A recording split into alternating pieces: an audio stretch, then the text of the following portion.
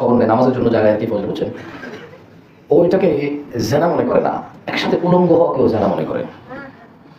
এমন এক বিক্ষিপ্ত সমাজে বসবাস করি যে সমাজের স্বামী দুর্নীতিবাজ হলে স্ত্রী খারাপ স্বামী মনে করে না। এমন এক বিক্ষিপ্ত সমাজে, এমন এক নোংরা সমাজে বসবাস আমাদের, যে সমাজে ছেলে ঘুষ খেয়ে সুদ খেয়ে টাকা উপার্জন করে, বাপের এতে কোনো অসুবিধা নেই।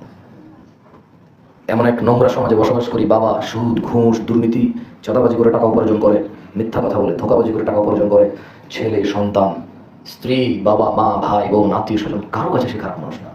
কারণ সে মারামারি করে না, প্রকাশ্যে মদ খায় না, মহিলা নিয়ে ঘুরে বেড়ায় না, প্রকাশ্যে গালিগালাজ করে না, প্রকাশ্যে, তার খারাপ কি?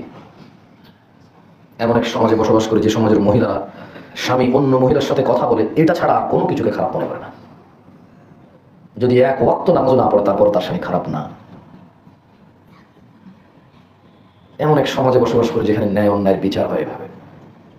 বেনামাজি কোনো অন্যায়কারী না। শুনেন,